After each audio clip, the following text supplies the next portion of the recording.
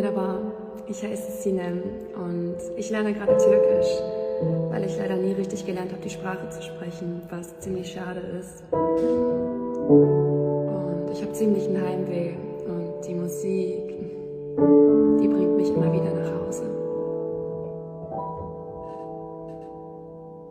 Anlatma derdimi, dertsiz insana. Dert çekmeyin, der kıymeti bilemez. Derdim bana derman imiş bilmedim. Hiçbir zaman gül dikensiz olamaz. Aman aman olamaz. Aman aman olamaz. Aman.